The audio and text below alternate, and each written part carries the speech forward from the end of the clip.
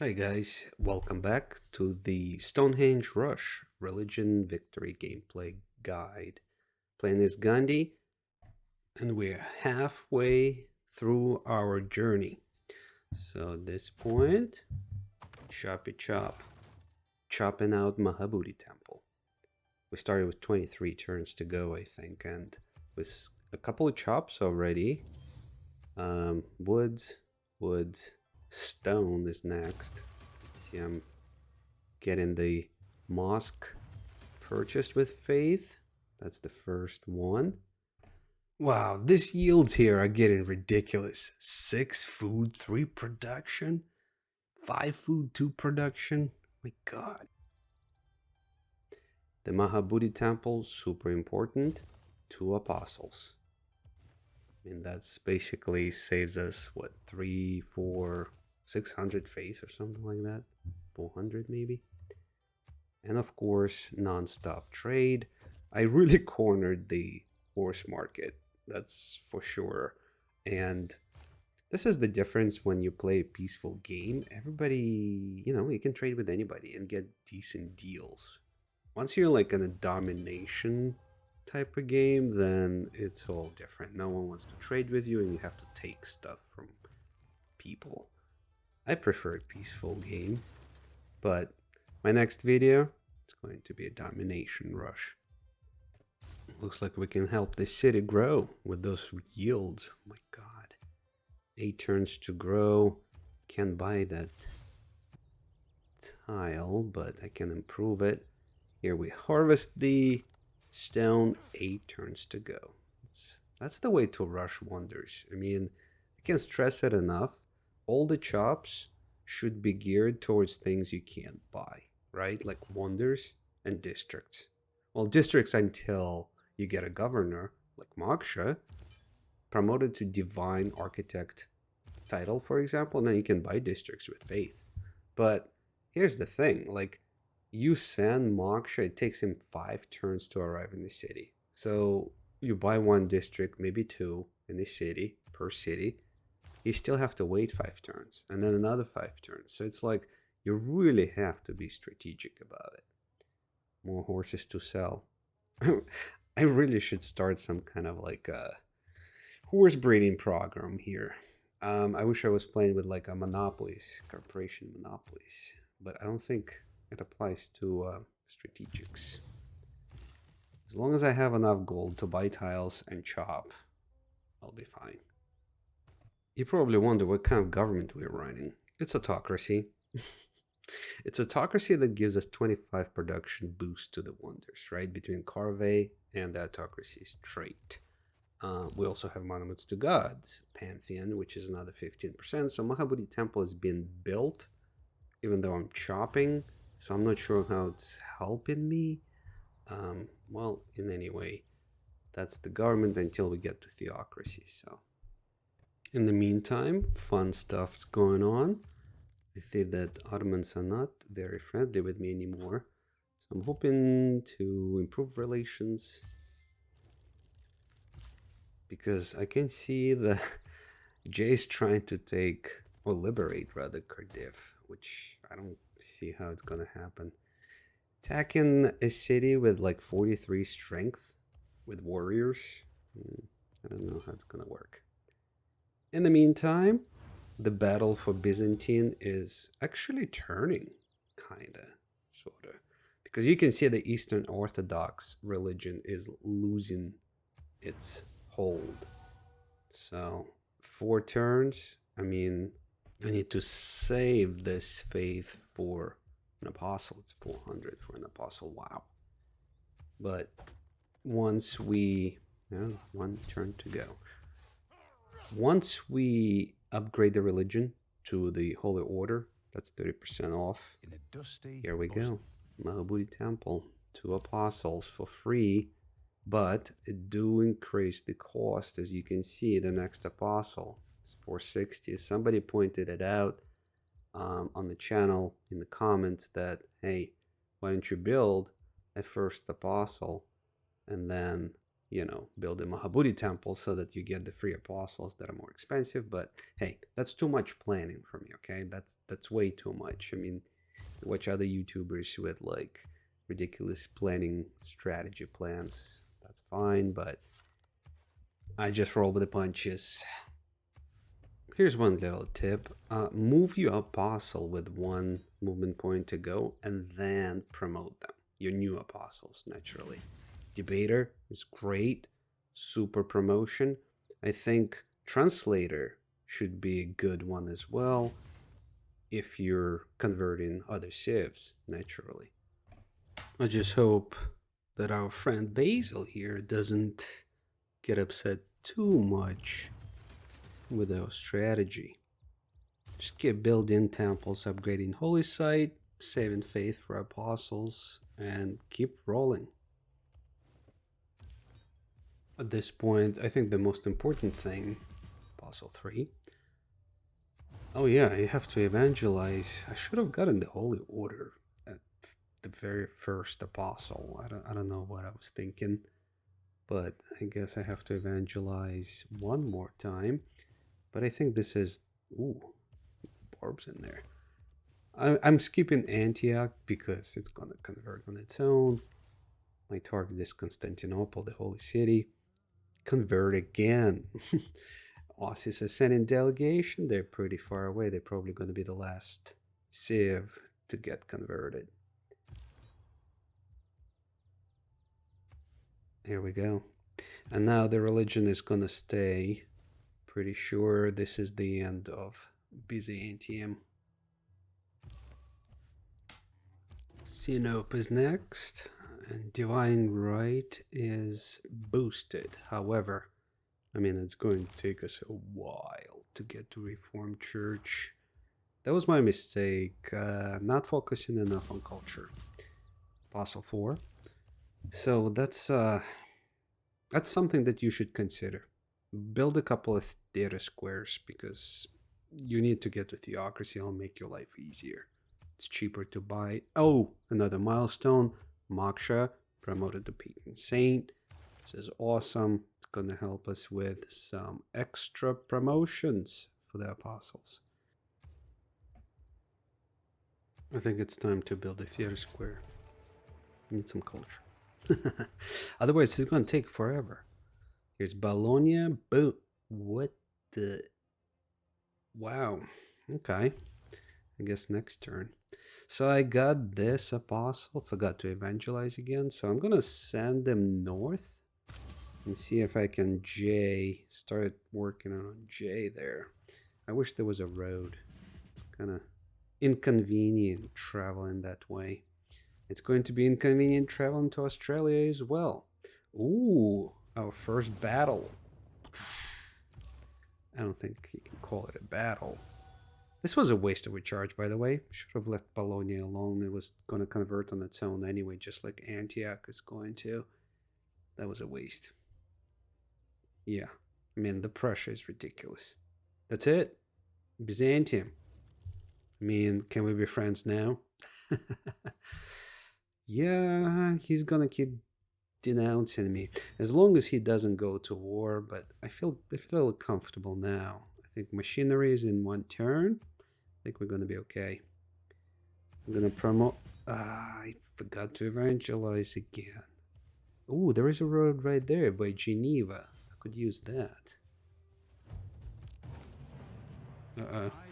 We have barbarians moving in. Alright, so we got machinery, and I can go with mathematics. The more districts we build at Delhi, where Moksha is stationed, the more faith we're going to earn. So, switching from one district to the other because I'm so discombobulated. And winning every religious battle is amazing, right? Because it automatically changes the pressure. So,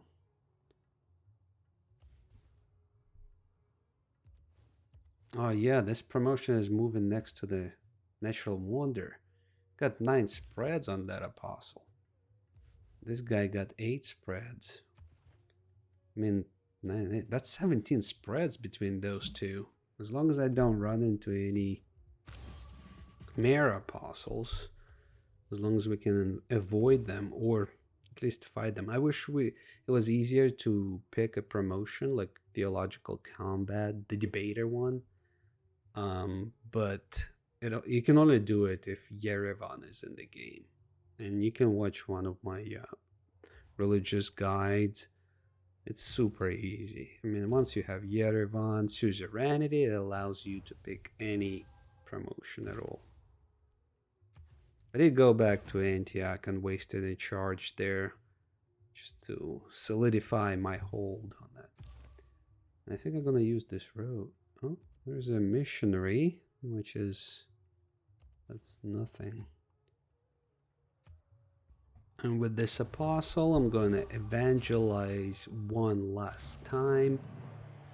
Picking pilgrimage, belief for +2 faith for each city converted to our faith. Because, I mean, we're going to have a lot of cities now. Right now, it's 128 faith per turn, which is not bad at all. Hopefully, I can get it up to 200 relatively soon. As I'm battling Amanitor's apostles, missionaries, I decided to buy a guru just to serve as a medic, basically. I think I might need another one to send up north because Mayor's religious units are actually stronger. They're pretty tough, so it might take longer than I expected. And we have a barbarian camp right there on the border. That's perfect. We cannot fight them with our warriors, so that's gonna have to spend some gold upgrading my army. What would be cool is to get an apostle with a promotion of the barbarian love, well, whatever that is, that thing that converts barbarian to your units, right? That will be sweet. So right now, well, we have Nubia with 7 cities. That's not bad. We can break them real quick. I'm not worried. Nope, not at all. Not at all. I'm feeling pretty good about these barbarians. You know what? I never assigned Pingala. I'm an idiot. I think it's been like 10 turns and he's been just sitting there. That's perfect. But the first title that you have to get Pingala is Connoisseur, for sure. Culture over science. Even this late in the game, I mean, for religious victory, I don't need science. I got my crossbows. That's all I need, basically. I'm not excited about my diplomatic relations with my neighbors right now. Nubia doesn't really want to be friends. However, I do have a chance to stay friends rather, with Jay. And I should probably befriend Johnny while I can. Even though he's at war with Vietnam. This is kind of tough. But I think little by little, I have a good feeling about it. As long as Byzantium doesn't start a war, we should be good. Nice. The emergency is over. Put in some pressure. We got some Diplo favor. And guess what? I'm going to try to earn even more Diplo favor. Why do I care about Diplo favor? Because I can sell it. I mean, the AI pays ridiculous gold for diplomatic favor, and why the hell not? So, I mean, 50 for 160, that works. Why not? And maybe another 50, maybe for another 150. Mongolia pays 200. Sweet. Wheeling and dealing. Wheeling and dealing. I guess overall, I'm sort of lucky that I'm friendly with the AI, and Byzantium doesn't seem to be bothered that I have converted them, so I'm just gonna keep doing anchovies on pizza. Dealing with these barbarians is kind of annoying. And I was thinking, I got a promotion. Maybe I'll use the heathen. Maybe I'll use the heathen and just in case, keep them because I didn't really expand much there. So there's a lot of. There we go. Nice. And that's how you destroy the camp too. This is perfect. Heathen conversion. Sometimes it just does wonders. Beautiful. So we're up to 9 apostles produced so far. It's going to be an army. I don't have a particular strategy in place of how I'm converting. I'm just converting. I'm basically sending a group towards Nubia, as I'm sending other apostles north towards Khmer and Ottomans. So I'm just trying to encompass as much as I can and just overwhelm them. Just overwhelm the cities before they convert back. Here we go, 10 apostles already. So this is just rinse and repeat, right? As long as you can manage international relations, I think you should be okay, because what you don't want to do is fall into like a dark age or start a war, get dragged into a war for that matter. Yeah, I mean, Basil's not happy, but listen, this is what's happening. So I'm gonna put a couple of cities here just for the heck of it. Keep my game interesting, you know. I have quite a bit of number of units ready to go, so I'm kind of itching for a fight, but I'm so behind tech-wise. Like I said, you gotta keep your hands in your pockets. The religious went. Here we go with the theocracy. Amazing, amazing. That's gonna boost. It's another huge milestone, right? Because it provides us discount on purchases with faith, as well as religious strength in combat. We're just producing more and more faith, basically. Cities with governors as well. So I'm gonna go with amenities because I want to make sure I keep my cities happy. So let's do that for now. Well, I'm gonna need open borders from Genghis because I need to explore his lands. Make sure I know where his cities are that I need to convert.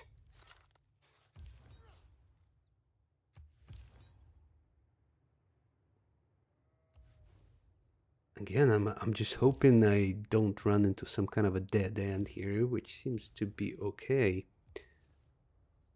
But this terrain is not easy to traverse. That's another lesson, like maybe try to establish cities for trade posts so that you can do the trade routes and build roads. I mean, that would make sense. A military engineer could do that too, actually. For the religious games, maybe it's not a bad idea. But here I'm getting, finally, through to Australia. This map is kind of cool, but it's Pangea, you know? It's not as fun. And this religious emergency failed. I guess the world has learned that anchovies on pizza is irresistible. That's the word I was looking for. And I'm going to help a monitor with 10 gold. I'm sure I'm going to win that emergency too. It's pretty easy. Pretty easy. What? Wait a second. Are those warrior monks? What? I have never seen city-state warrior monks before. I guess Leventa got them. It's pretty crazy. Make my way. I want to see how many cities Australia has built here. And I forgot that Grand Master Chapel. Pretty important milestone. Again, cheaper units. And here's our first anchovies on pizza message to Johnny. So what are we up to? 15, 16. think I got a pretty good grasp on Khmer at this point. I don't know where his... Oh, there he has got 2 apostles. See, that's my soldier. I'm waiting to hit him. But that's, I think they're getting pretty smart. Like, in the sense of, like, hiding their apostles in the cities or encampments. Damn AI.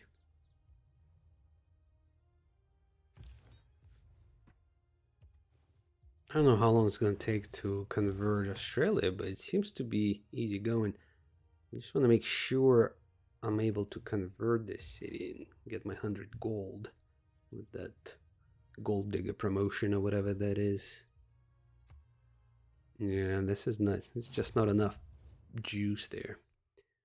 Man, Basil hates me with all his soul, but he can't do anything about it, right? Like, what? Why wouldn't he declare war? In the meantime, I'm gonna try to make alliances everywhere so that I cement my friendship and preserve the peace. Gandhi the peacemaker. Usually Gandhi got the nukes, but in this case, we got anchovies. Australia has a nice little nook here, but here we go, 100 gold. They do have a couple of units, a couple of religious units hanging out. Just like Khmer, which is not a big deal at all. Not for our... I mean, we are like, what, 16 apostles created so far. It's just getting ridiculous. Nice, almost got that Australian too. Oh, he just escaped. Did you see that? Man, because you can't get them on the water. Oh, that is... Can you?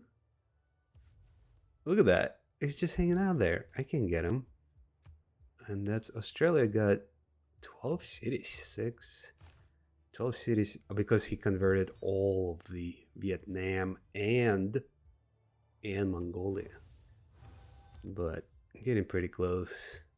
Pretty close.